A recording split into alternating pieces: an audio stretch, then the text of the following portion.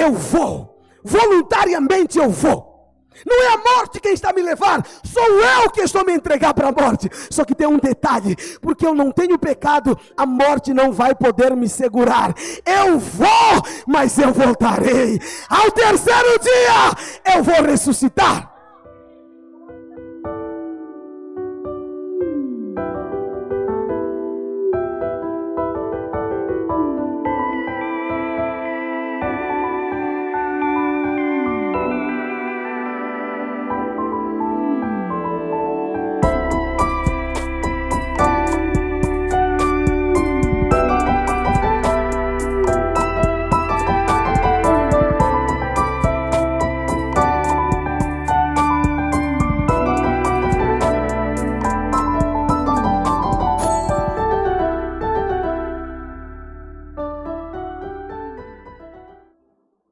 Sexta-feira tivemos nosso culto de Páscoa, então falamos sobre a instituição da Páscoa, como que a Páscoa foi instituída, o que ela representa.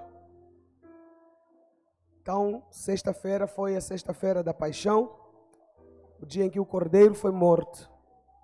Sábado é o sábado de aleluia, e hoje, domingo, é o domingo da ressurreição. Amém?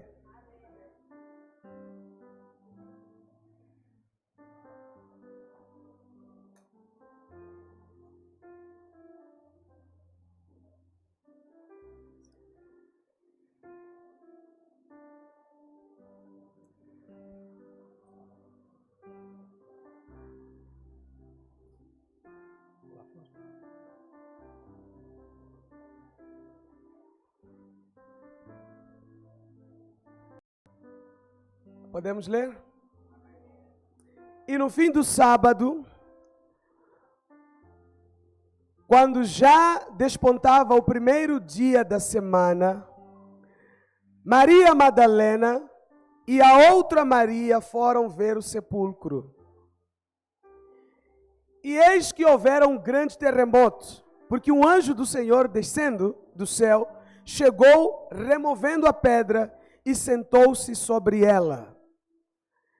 E o seu aspecto era como um relâmpago, e a sua veste branca como a neve.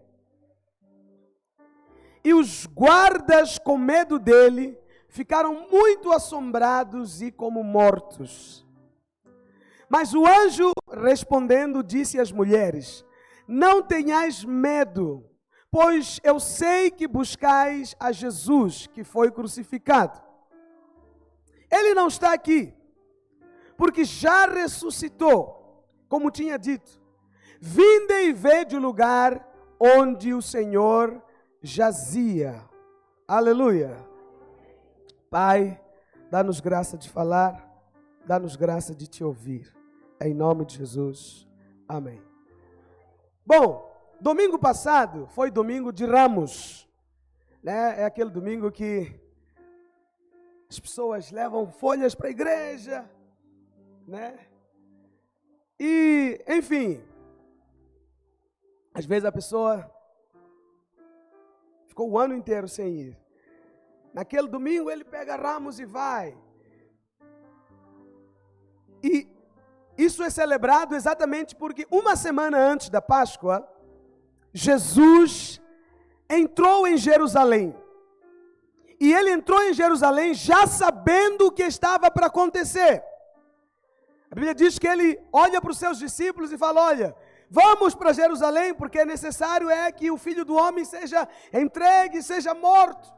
Pedro se levantou como bom defensor do seu mestre e falou: Senhor, não vai para lá, não vamos deixar você morrer. E naquela hora Jesus se levantou na autoridade e falou: arreda-te de mim, Satanás, porque você não pode me impedir de cumprir o propósito de Deus. Jesus veio para a terra com um propósito.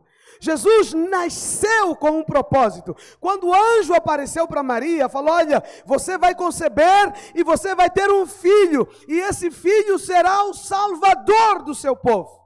Eu sei que nós temos falado que Jesus veio para trazer, para abençoar e tudo mais, mas a principal motivação de Jesus ter vindo é salvar e resgatar todo aquele que se havia perdido.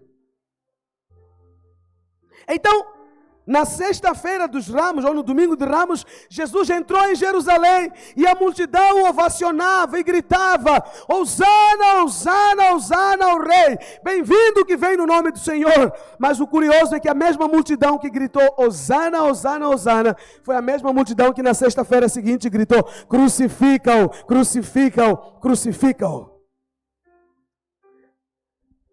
Então, Jesus entra em Jerusalém, ele participa da ceia com seus discípulos, e 5 dias antes da crucificação, ele é preso. Judas o traiu. Mas, o que nós precisamos entender é que esse episódio da Páscoa, e de Jesus ter sido morto exatamente na Páscoa, nada mais é do que um arranjo divino para que se cumprisse aquilo que Deus já havia profetizado através do ato da Páscoa lá em Êxodo. Em Êxodo, no capítulo 12, para libertar o povo da escravidão no Egito, um cordeiro foi morto, e o sangue daquele cordeiro foi aplicado nos umbrais da porta, e quando o anjo da morte chegou à meia-noite, em toda a casa em que havia sangue, o anjo não entrou, e o povo de Deus foi liberto da morte e da condenação. Mas aquele cordeiro que foi morto lá na Páscoa, apontava para Cristo, o cordeiro de Deus, que seria morto alguns anos depois, agora, não apenas para salvar uma nação, mas para salvar o mundo inteiro. Então Jesus é o Cordeiro de Deus. Por isso que quando ele vai para se batizar no Jordão, João Batista, quando o avista de longe, ele diz: eis o Cordeiro de Deus que tira o pecado do mundo.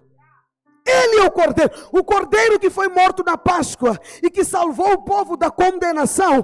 É ele. Aquele cordeiro era apenas um quadro, uma figura, uma sombra de uma realidade que veio se cumprir nele.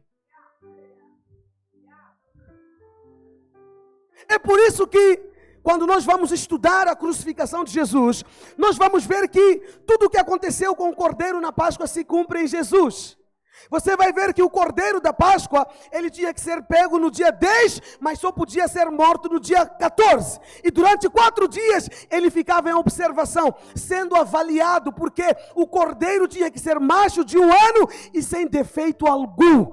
E quando Jesus é preso, durante 4 dias, ele é interrogado, primeiro pelos judeus, depois pelos romanos. E qual foi a conclusão? Herodes falou: não vejo culpa nenhuma nesse homem, não vejo defeito algum. Assim como o cordeiro do êxodo da Páscoa não tinha defeito algum, ele também não tem defeito nenhum.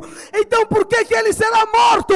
Por causa dos defeitos da humanidade, por causa do pecado dos homens, por causa da minha e da sua falha, porque Deus nos amou de tal maneira que não quis cumprir a sua justiça e nos matar. Deus enviou Jesus e ele foi morto no nosso lugar. Diga aleluia.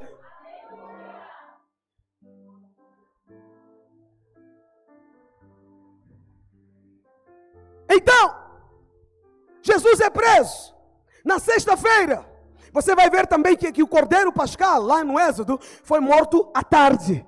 A crucificação começou às 12 até às 15. No período da tarde também. O cordeiro da Páscoa é Jesus. Então, quando nós olhamos para esse cenário, nós vamos ver 3 tipos de pessoas e 3 sentimentos diferentes. O primeiro grupo são os judeus, aqueles que conspiraram para matar Jesus. Então, quando eles conseguem levar Jesus à cruz, Eu quero te dar um detalhe aqui.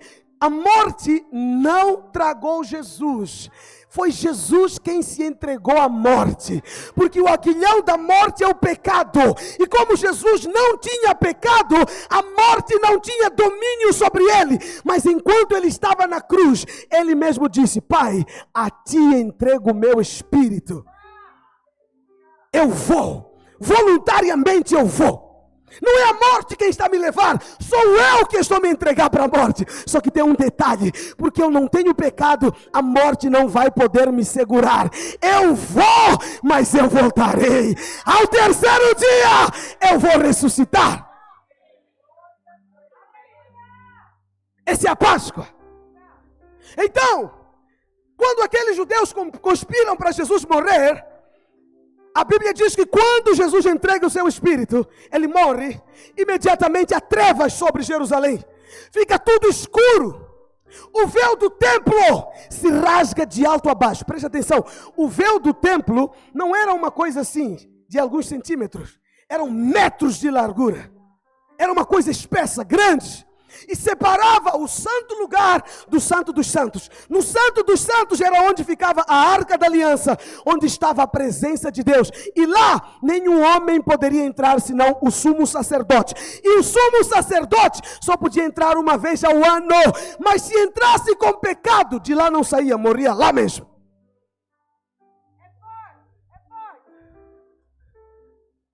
Significa que os homens naqueles dias não tinham acesso à presença de Deus. Eles se relacionavam com Deus por meio do sumo sacerdote, que apenas uma vez ao ano tinha acesso à arca da aliança para fazer o sacrifício. Mas quando Jesus morre, acontece algo poderoso. O véu se rasga, não de baixo para cima, mas de cima para baixo, para dizer que não é a iniciativa do homem, mas é a iniciativa do alto para baixo. É Deus quem decidiu encontrar com o homem na terra a partir daquele momento. O véu se rasgou, agora o caminho está aberto. Por isso que depois que Jesus morreu, você pode ter acesso à presença de Deus. Você pode encontrar a Deus em qualquer lugar, no shopping, na sua casa, na igreja, na rua, aonde você estiver. Se você voltar o seu espírito para Deus, a presença de Deus lá estará. Diga: que privilégio! Que privilégio! Ei, os judeus eram o povo escolhido de Deus, mas eles não tinham o acesso que nós temos hoje. A Páscoa trouxe isso para nós. Jesus está na cruz, as trevas cobrem a terra, o véu se rasga do alto a baixo, sepulcros começam a se abrir, mortos começam a sair andando. Diga: milagres. Diga: milagres. O impossível começou a acontecer. Ei, quando você se encontra com a Páscoa, quando você se encontra com o Cordeiro de Deus, o impossível começa a acontecer na sua vida, o impossível começa a acontecer na sua casa. Aquilo que a ciência negou, o poder de Deus pode fazer.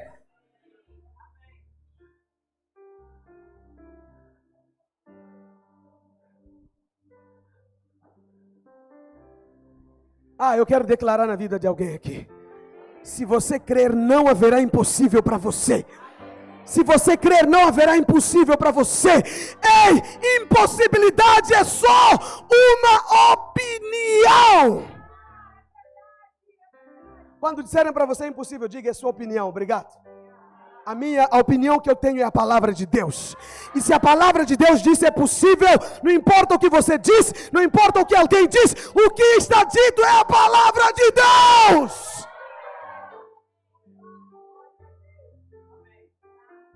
Eu quero declarar algo para você. O que Deus falou a seu respeito, não importa se não tem jeito naturalmente de acontecer. Eu quero declarar: o mesmo Deus que prometeu vai fazer. Ele vai abrir, Ele vai criar, Ele vai dar, Ele vai fazer. Porque para Ele nada é impossível.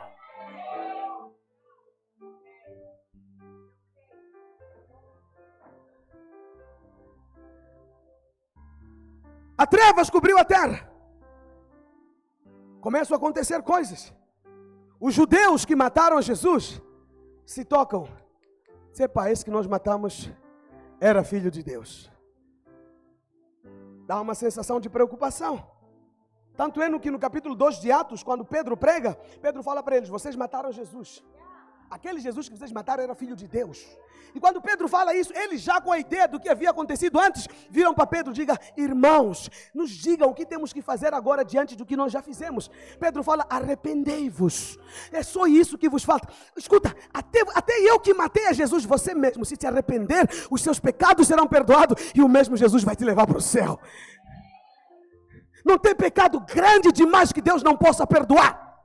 Não tem pecado grande demais que o Senhor não possa perdoar. Ei, não importa o que você fez até agora, se você crer e se arrepender, o poder de Deus vai te lavar, te perdoar, e uma nova vida será dada a você. Judeus ficam preocupados. É o primeiro grupo. O segundo grupo são os discípulos. Qual é o sentimento dos discípulos? É o fim. Mataram o nosso mestre. E agora vão matar a nós também. E começam a fugir. Cada um volta para a sua vida. Quando Jesus ressuscita, vai atrás de Pedro. Olha a graça de Deus. Pedro negou Jesus, depois fugiu quando tudo aconteceu. Jesus ressuscita, Maria Madalena encontra Jesus. Jesus fala: vai avisar aos discípulos e a Pedro. Por que a Pedro? Porque Pedro havia negado Jesus. E ele se achava tão pecador que Jesus não podia mais voltar para ele. Então Jesus falou o seguinte: vai avisar aos discípulos e a Pedro. E sabe o que é interessante? Esse detalhe não tem em nenhum outro evangelho, senão no evangelho de Marcos, que foi relatado por Pedro. Então o próprio Pedro que recebeu aquela mensagem, ele foi afetado por aquilo, a ponto de ele escrever e contar esse detalhe. Jesus, quando encontrou a Maria Madalena, mandou ir anunciar a outros discípulos, mas mencionou meu nome, mesmo eu tendo tido negado a ele. Jesus lembrou de mim. Jesus lembrou de mim. Tem alguns Pedros aqui que precisam ouvir isso nessa manhã. Tem alguns Pedro aqui que precisam ouvir hoje nessa manhã. Jesus está dizendo para você: ei, aos discípulos e a você. Coloca teu nome aí.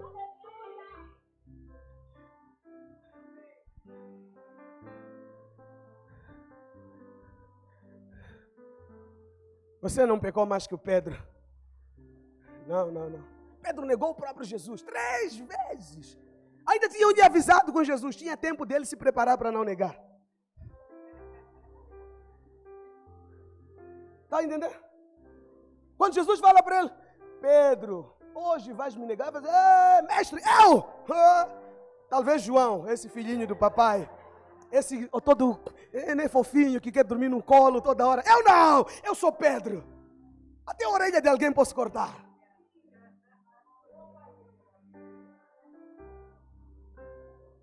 Alguém está aqui nessa manhã?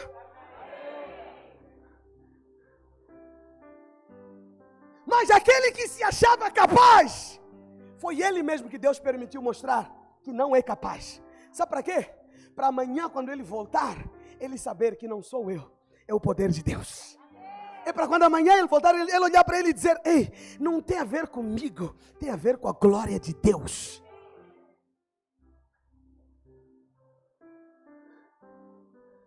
Então os discípulos ficaram apavorados, fugiram, abandonaram Jesus. Segundo grupo. Eles achavam que era o fim. Mas o que eles não entendiam é que, na verdade, a cruz era o começo, não era o fim. Deixa eu te falar uma coisa: quando você achar que já chegou no seu fim, eu quero te dizer, aí é onde Deus pode começar. Ei, Deus nunca vai trabalhar enquanto você ainda acha que é você que faz. Deus às vezes tem que te levar ao fim de si mesmo, ao esgotamento, a ponto de você olhar e dizer: de mim não sai mais força para nada. Aí Deus diga: agora começa o meu poder. Ei, quando você é fraco, é que o poder de Deus é aperfeiçoado em você. Paulo 3 vezes orou ao Senhor: Senhor, tira de mim essa fraqueza. Deus disse: a minha graça te basta, porque o meu poder se aperfeiçoa na sua fraqueza. Eu quero encontrar os fracos nessa manhã. Se você é um fraco, eu quero dizer, você é o potencial candidato ao poder de Deus.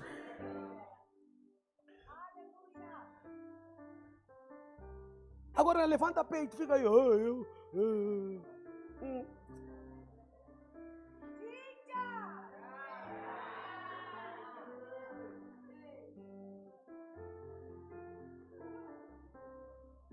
Eu sou forte, eu sou bom, eu consigo. Deus vai te mostrar rapidamente que você não consegue. E quando você descobrir que você não consegue, fica pronto, porque aí vai começar o mover de Deus na sua vida. Ei, mover de Deus na vida do Pedro começou quando ele descobriu que ele não era nada. E Jesus manda chamar Pedro, e Pedro volta. Primeira pregação de Pedro! 3.000 pessoas.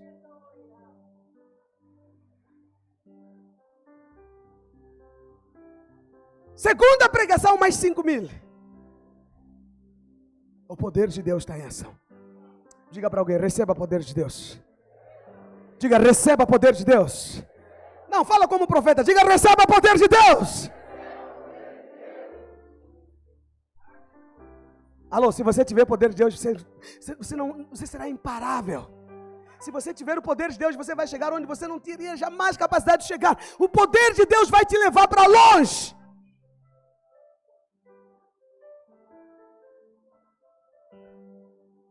O terceiro grupo, a terceira pessoa que está ali a lidar com a situação da crucificação de Jesus, o diabo.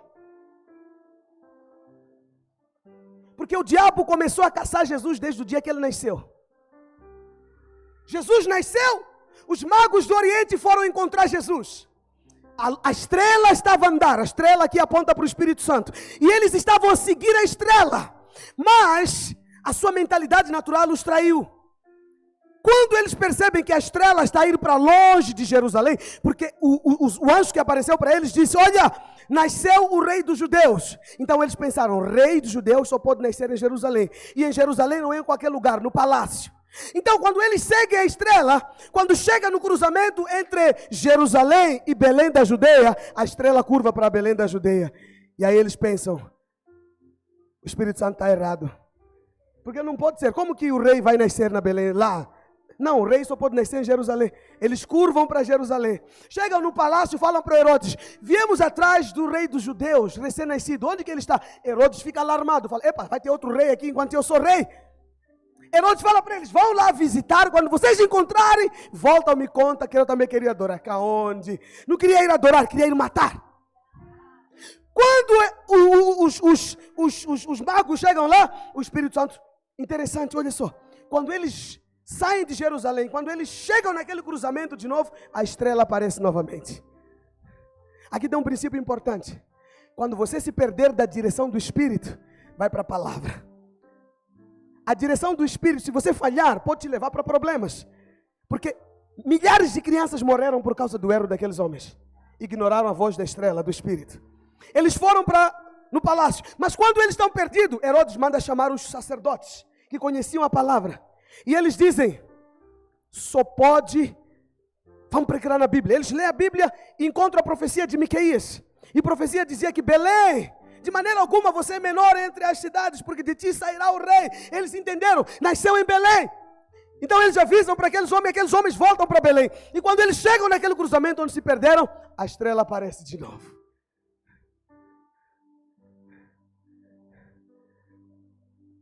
E eles estão a caminho de lá. Quando chegam lá, encontram o rei, adoram. Você vai ver agora sobre o que eu falei. Adoração, eles abrem a pasta, tiram mirra, incenso e ouro. Entregam para Jesus. Por isso que Jesus não foi pobre. Você que adora a pobreza, deixa eu te falar, Jesus não foi pobre. Porque muitos de nós achamos, não, pastor, esse negócio de prosperidade, Jesus era pobre, nós também temos que ser pobre. Está amarrado em nome de Jesus. Jesus não foi pobre. Sabe por quê? A Bíblia diz que quando ele estava sendo crucificado, os soldados laçaram sorte para ver quem ficava com a roupa de Jesus. Mesmo com sangue queriam aquela roupa. Não era qualquer roupa, era linho fino. Por quê? Porque ele recebeu oferta quando nasceu.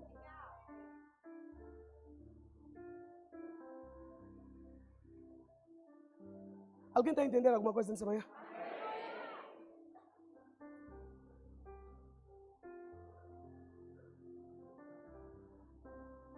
Então o diabo desde pequenininho já queria matar Jesus. Quando aqueles homens chegam até Jesus, o anjo aparece para eles e fala: não voltem para Herodes, vão por outro caminho. Quando Herodes descobre que aqueles homens não vão voltar, ele calcula, do dia em que os homens receberam a notícia de Deus até aquele dia, quanto tempo aquele bebê teria. Eles entenderam que teria mais ou menos 2 anos de idade. Então mataram todas as crianças de 0 a 2 anos de idade, com o objetivo de encontrar Jesus para matar. Então o diabo já queria matar Jesus desde o começo. Falhou, Deus mandou ele ir para o Egito. Então, agora, na Páscoa, Jesus está lá na cruz, o diabo está como? Consegui, finalmente, consegui. Só que o que ele não entendia e não percebia é que a cruz era apenas uma parte do cumprimento da profecia que Deus liberou lá em Gênesis. Quando a serpente enganou a mulher, eles comeram, pecaram, Deus apareceu. Adão, o que você fez? Foi a mulher que tu me deste. Está cheio de homem assim, né? É a mulher que tu me deste. Mas interessante que quem comeu a fruta foi Eva, mas Deus não foi falar com Eva, Deus foi falar com Adão, porque a responsabilidade da casa está sobre Adão. Alô, homens? Deus não vai cobrar tua mulher se tua mulher falhar. Vai cobrar você.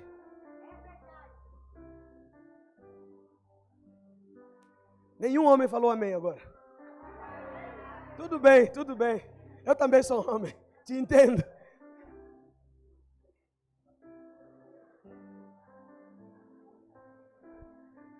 Os irmãos estão acompanhando meu raciocínio? Então lá quando Deus aparece no Éden, Deus fala para Adão: do suor do teu rosto você vai comer agora.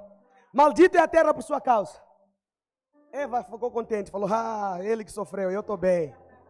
Deus falou: vem cá, bebê vai sair de ti. Mas quando sair, vai sair da maternidade a falar: nunca mais vou voltar. Não é assim que nós saímos de lá, mulher? As mulheres saem do hospital assim: nunca mais eu vou voltar aqui. Mas acaba, basta sair aquele bebê. 2 anos está a voltar de novo.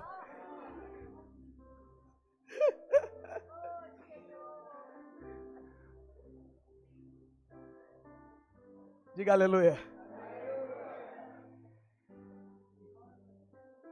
Acabou a conversa com Eva, Deus começou a conversar com a serpente. Satanás. Deus falou para a serpente assim: ei, alô, a partir de agora, você vai comer do pó da terra. Mas você tem que entender o seguinte, que o pó da terra que Deus está falando não é matope. A não ser que você já encontrou cobra em algum lugar a comer matope. Quem que cobra gosta de picar? Você mesmo. Você foi feito do quê?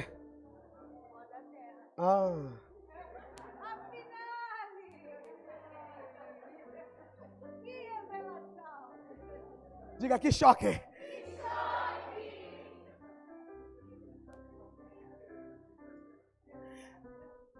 E preste atenção. Satanás se alimenta do pó da terra. Mas o pó da terra aqui não é matope. O pó da terra é a sua carne. Toda vez que você peca, você está dando comida para Satanás.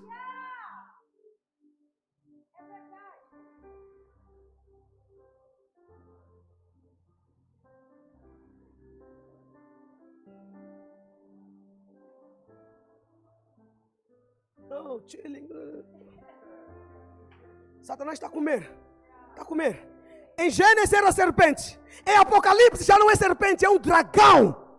Por que é dragão? Comeu muito.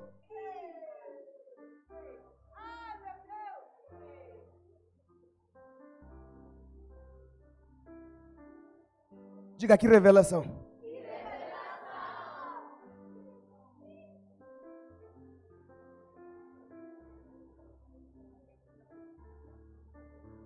Diga: a partir de hoje, não vou dar comida para Satanás. Fala comigo assim, fala: Satanás, se depender de mim, vais passar fome.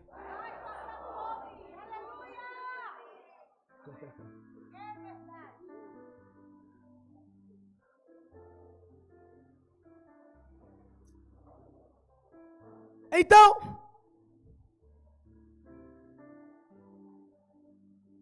Depois disso, Deus ainda fala para a serpente. Deus fala: alô, serpente, eu vou colocar inimizade entre ti e o descendente da mulher.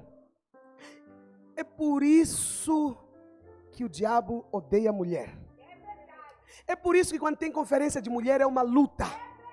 Irmão, podemos fazer qualquer conferência na igreja, acontece, não tem problema. As pessoas, quando fala conferência de mulher, é uma luta para as mulheres vir para a conferência.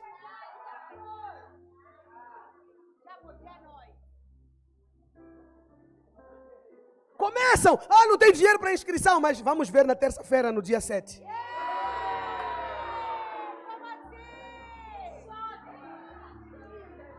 Vamos apanhar todas com capulana. Como que chama isso aqui? Turbante, gravata de capulana. Outra coisa de capulana aqui. Outro acessório de capulana aqui.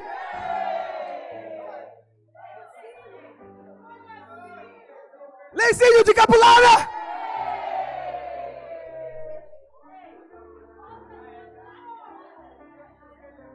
Respirar capulana.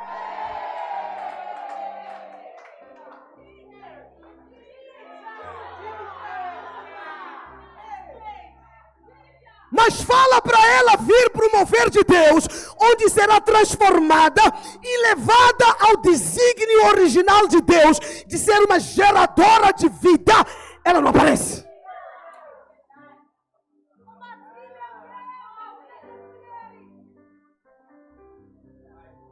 Estou a pregar.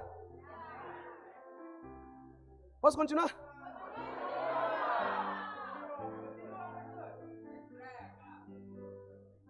É porque você não entende. O diabo odeia você, porque é de você que sai a vida, e foi de você que saiu o homem que esmagou a cabeça dele definitivamente.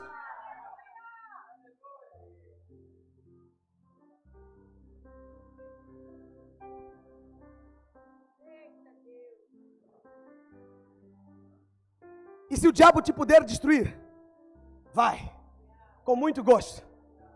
Com muito prazer.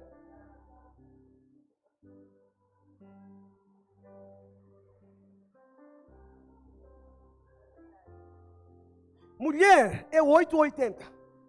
Ou ela é muito mulher de Deus, ou ela pode ser muito usada por Satanás. Isso é verdade. Se não vigiar.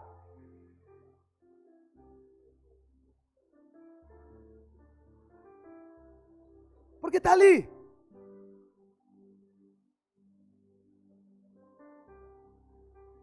E quando ela é usada por Deus, ela pode mudar o curso do mundo.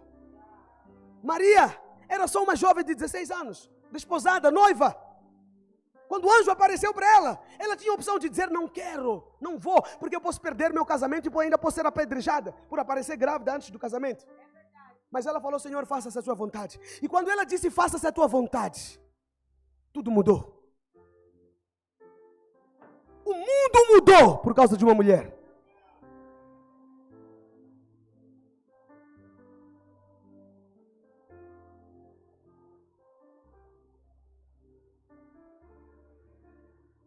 Desperta, meninas, mulheres, mães. Você não entende a missão que Deus te deu. Você já imaginou? Maria estava a criar o próprio Filho de Deus. Você não tem ideia de quem você está a criar. Você já parou para pensar que o presidente da república de todos os países saíram de uma mulher? Todo mundo tem medo de presidente, mas quando a mãe dizer: vem cá.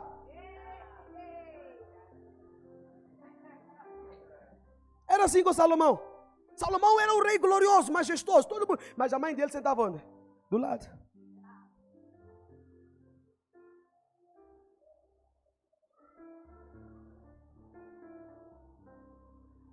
Mas vamos voltar no assunto, né? Então o diabo, a profecia. Deus falou para a mulher, falou para o diabo: vou colocar inimizade entre você e o descendente da mulher. E sabe o que vai acontecer? Você, Satanás, vai ferir o calcanhar do descendente da mulher. mas ele vai esmagar a sua cabeça. Então o descendente que Deus estava a falar aí era Jesus. Então lá na cruz, Satanás feriu o calcanhar de Jesus e ele estava todo contente. Só que o que ele não sabia, para sua surpresa, é que Jesus não tinha pecado, a morte não podia detê-lo, então ele iria ressuscitá-lo e na sua ressurreição ele iria esmagar por completo a cabeça do diabo.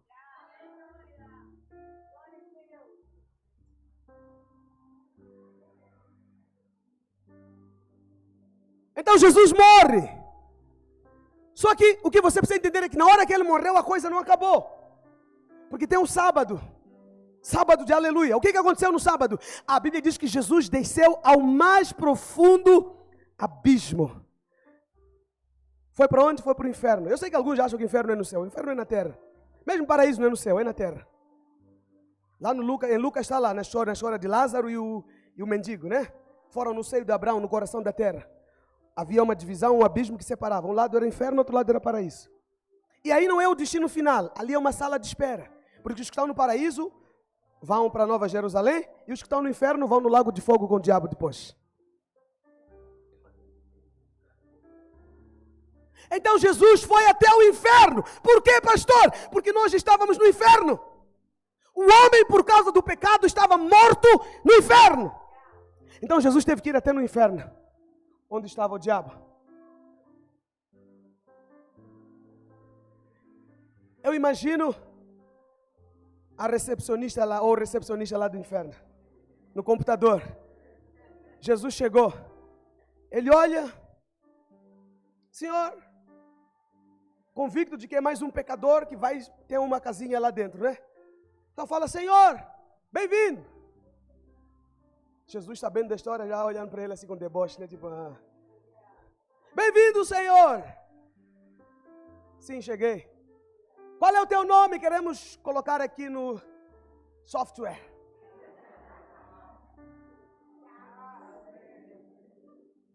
Para nós encontrarmos a lista de pecados que o Senhor tem. E com a lista de pecado vamos te condenar à morte eterna no inferno. Jesus falou, claro, com muito amor vou te dar meu nome. Coloca ali, Jesus Cristo, mas põe um detalhe ali, de Nazaré. Jesus Cristo de Nazaré.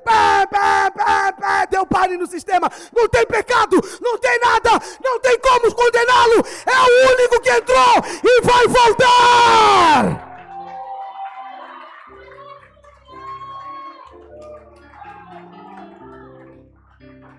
Não tem nenhum escrito de dívida contra ele. Ele ainda traz uma coisa na mão. O quê? O pagamento da dívida, sangue inocente. Porque a Bíblia diz que a vida está no sangue. Então só pode se trocar uma vida pelo derramamento de outro sangue. E como não tinha nenhum sangue inocente para pagar a nossa dívida, ele foi o sangue inocente que podia pagar a nossa dívida. Então Jesus entra no inferno e fala, eu não vim apenas passear aqui, mas eu vim em primeiro lugar tomar das suas mãos. Aliás, falou, não, eu não converso com o secretário, chama o boss.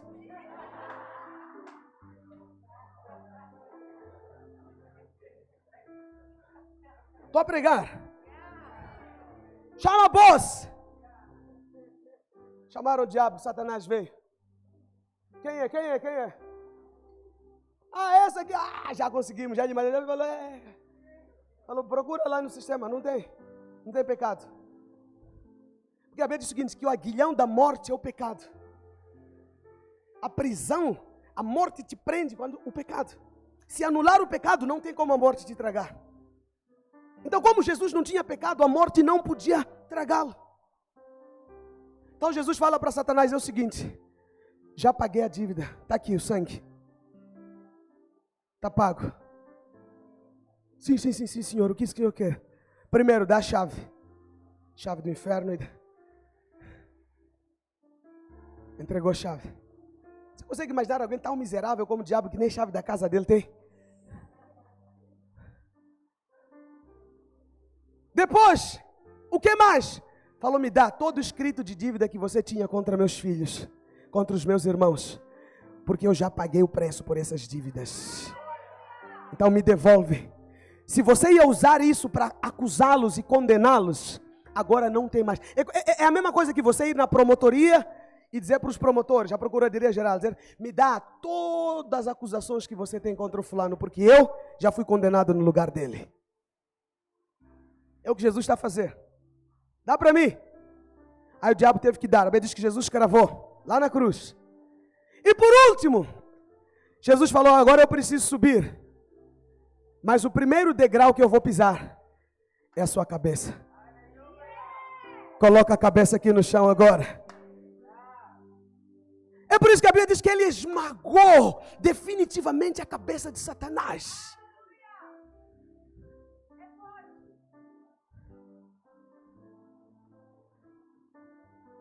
E o povo lá fora está naqueles dilemas. O diabo já descobriu.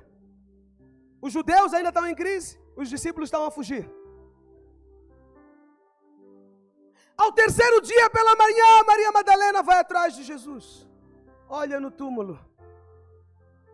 Encontra lá um anjo que havia sacudido aquele ambiente com um terremoto. Está sentado na pedra. Cadê o meu Senhor? Cadê o meu Senhor? Ela achava que era um jardineiro. Cadê o meu Senhor? Se fizesse alguma coisa com ele, me devolva o corpo, por favor. E o anjo fala para ela, ei mulher, por que você procura entre os mortos aquele que está vivo?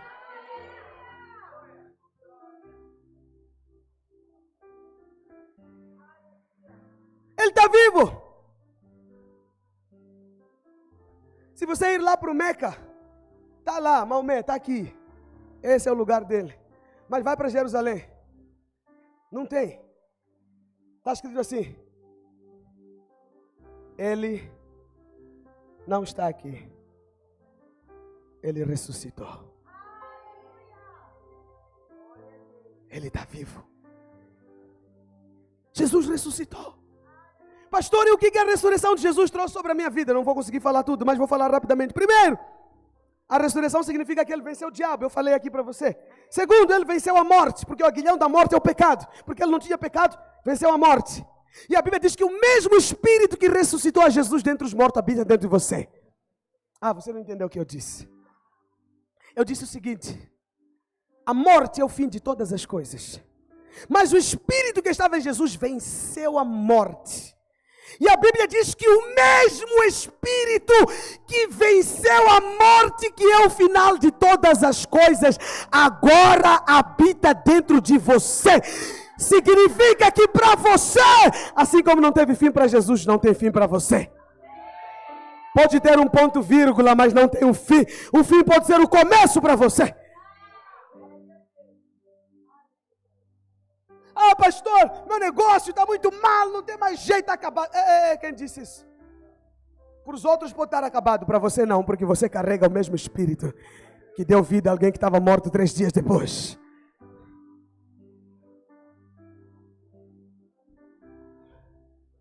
Segundo, terceiro, pela ressurreição e a morte de Jesus fomos resgatados da maldição. Não tem mais maldição sobre você. Você perdeu uma boa oportunidade de dizer amém.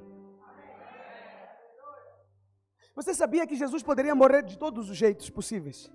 Aliás, já tentaram jogar Jesus de precipício, mas ele fugiu, não aceitou morrer. Porque se ele morresse num precipício, ele não poderia levar a maldição que estava sobre nós. Então, para levar a maldição, ele tinha que ser morto na cruz. Porque está escrito que quem morre na cruz é maldito, está ali. Cristo nos resgatou da maldição da lei, fazendo-se maldição por nós, porque está escrito, maldito todo aquele que for pendurado no madeiro. Se Jesus não fosse pendurado no madeiro, ele não iria morrer como alguém amaldiçoado para levar a sua maldição.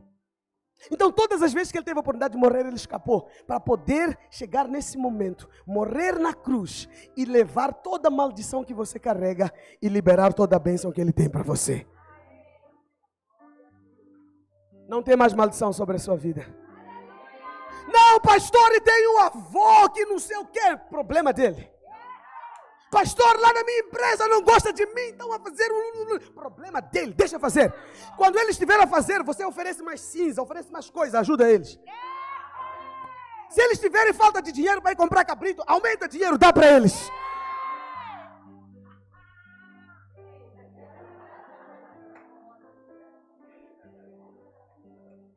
Sabe por quê? Porque quem Deus abençoou, ninguém pode amaldiçoar. E Deus tirou sua maldição e colocou a bênção que estava em Jesus em você.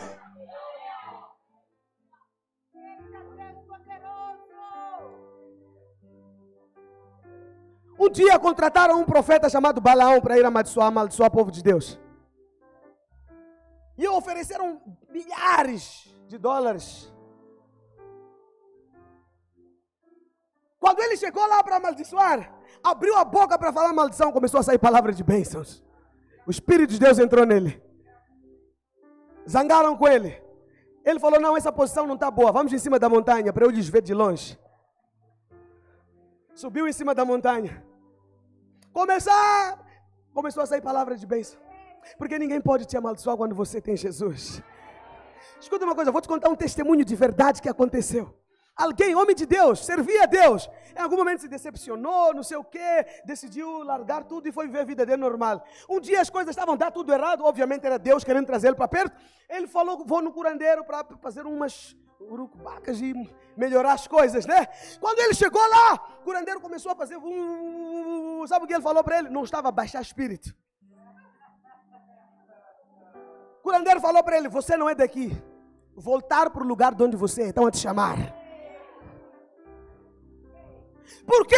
Porque aquele que foi unido ao Senhor se torna um só espírito com Ele. Ninguém mais pode te separar. Quem poderá nos separar do amor de Deus em Cristo Jesus? Nem a morte, nem a vida, nem o presente, nem o porvir, nem principados, nem potestades.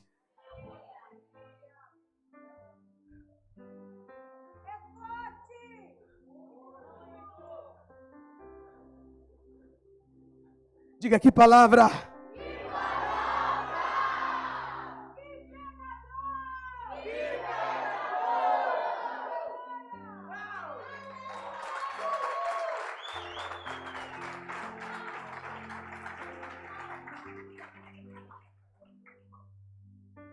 Não tem mais maldição contra você. A Bíblia diz que encantamento não funciona contra Israel. Você é Israel de Deus. Ah, pastor, cheguei na minha sala e encontrei uma coisa na minha cadeira. Ah, tira lá isso. Senta. Só. E fala assim, Satanás, está amarrado no poder do sangue de Jesus. Sai. Acabou. Mas tem crente que vive assombrado, com medo. Quando tudo está indo bem na vida dele, ele começa, pastor, está tudo muito bem, estou desconfiado, acho que alguma coisa está para acontecer. Tá bom, já viu aquela frase? Tá bom demais para ser verdade. Mas eu quero te dizer, é bom demais e é verdade.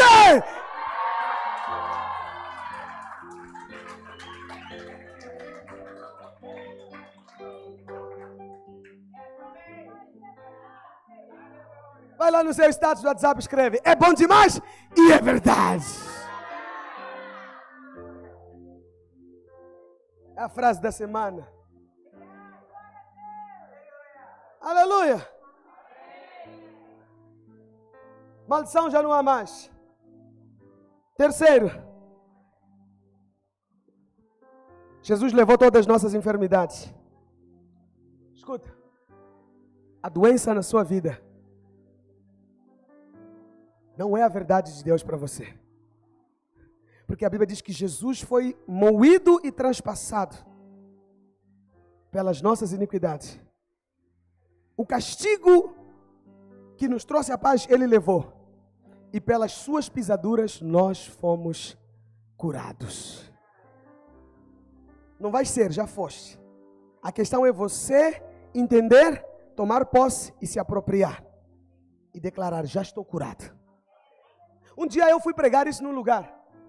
Estava numa reunião. Acho que foi na Beira. E eu comecei a pregar. Eu falei o seguinte na pregação. Eu falei, a doença na sua vida é uma mentira. Porque a verdade é a palavra de Deus. A verdade é a palavra de Deus. E a palavra de Deus diz que você já está curado. Então se você está doente, diga para a tua doença, é uma mentira. A verdade é a palavra e eu já estou curado. Acabei de pregar, foi o mover de Deus, poder. Quando eu saí, Fui sentar para outro pregador entrar. Começou-me uma pontada aqui, dor aqui. Comecei a passar mal.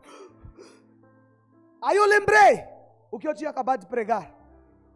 Eu falei, está na hora. Eu falei para meus vizinhos, com licença, venho já. Fui num corredor, numa esquina, parei lá dentro. Eu falei, doença, você é uma mentira. A verdade é que eu já estou curado. Eu não te aceito. Eu te rejeito agora. Você é uma mentira do diabo. A verdade é o que a palavra de Deus diz. E a palavra de Deus diz que pelas pisaduras do Senhor, eu já fui curado. Eu tomo posse da minha cura agora. Adivinha o que aconteceu? Não aconteceu nada. Continuei com a mesma dor. Eu falei de novo. Não aconteceu nada. Falei de novo.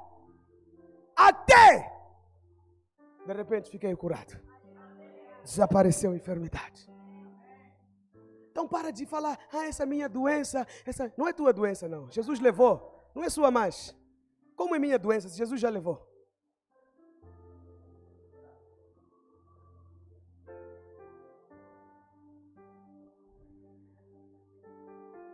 Quinto, fomos feitos filhos e herdeiros. Herdeiros de Deus. Romanos 8,17. A herança não era sua, era de Cristo. Mas Cristo decidiu te fazer participante da herança. E se nós somos filhos, somos logo herdeiros. O versículo já antes vai dizer que nós fomos adotados. E como fomos adotados, somos filhos. Se somos filhos, somos herdeiros. Co-herdeiros com Cristo. Tem uma herança sobre a sua vida. Tudo que está escrito na Bíblia, todas as promessas são heranças de Deus para você. Você tem duas opções, olhar a Bíblia e achar interessante, ler de vez em quando, ou levar a sério o que está escrito na Bíblia e se apropriar das promessas. Para todas as áreas da sua vida. Tem mais de 8.000 promessas na Bíblia. E a palavra de Deus diz em 2 Coríntios, se a memória não me falha, tantas quantas são as promessas do Senhor. Já tem nele um sim e por ele um amém. Já está carimbado, é seu. Casa, está carimbado, é seu. Casamento, carimbado, é seu. Quero ser cheio do Espírito Santo, carimbado, é seu. Por fim, temos um advogado. Termino com isso. Os irmãos que vão servir a ceia podem vir enquanto eu termino. Temos um advogado. 1 João 2:1. Meus filhos, estas coisas... Olha o apóstolo João como é tão carinhoso. Meus filhinhos, meus bebezinhos,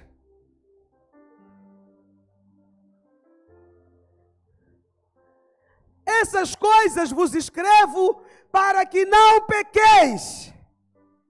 É para você pecar? Não. A Páscoa te encontrou para você não pecar mais. Jesus te salvou da escravidão do pecado.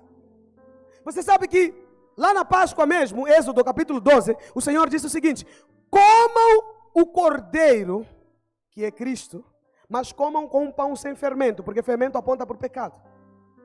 Então coma com pão sem fermento. Sem fermento, sem pecado.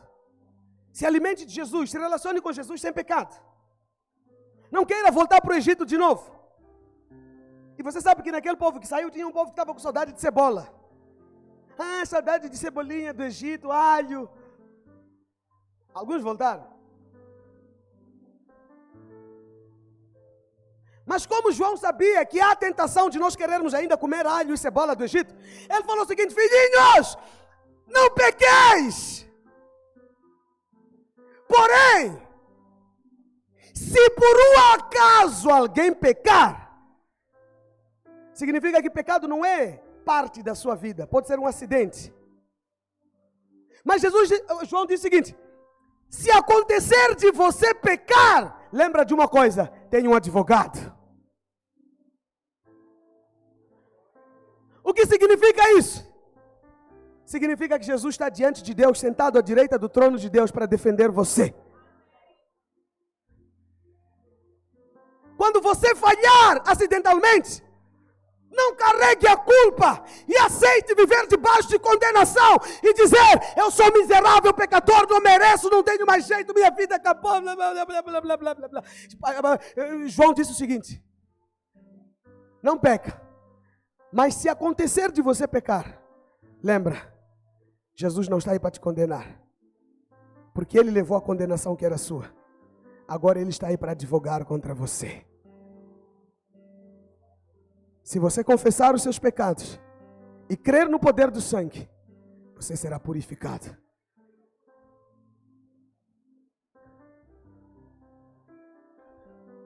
Você será purificado. Jesus falou: ainda que os seus pecados sejam vermelhos como as escarlatas, eu os farei branco como a neve. Então preste atenção. Quando você aceita se colocar debaixo de condenação, não tem mais jeito, não sei o que, é como se você estivesse a se tirar debaixo do sangue.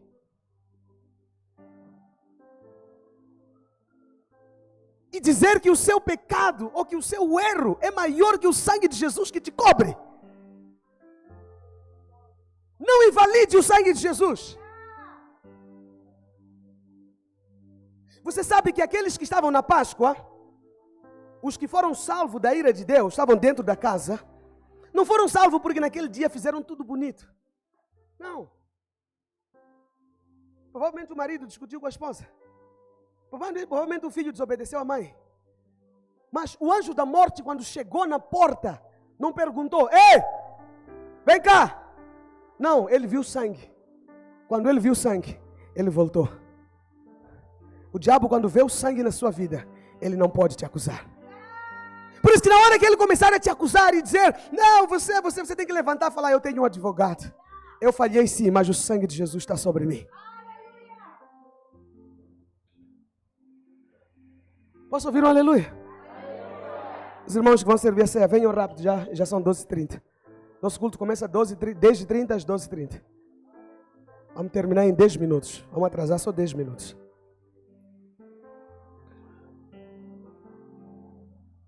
Gente, aplaudam para mim. Eu consegui parar no horário, gente.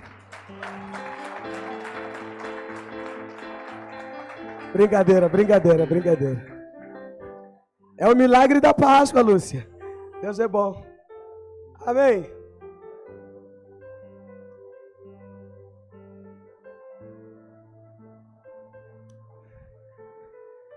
Temos um advogado para com o Pai. E o texto termina dizendo: quem é o advogado? Quem é?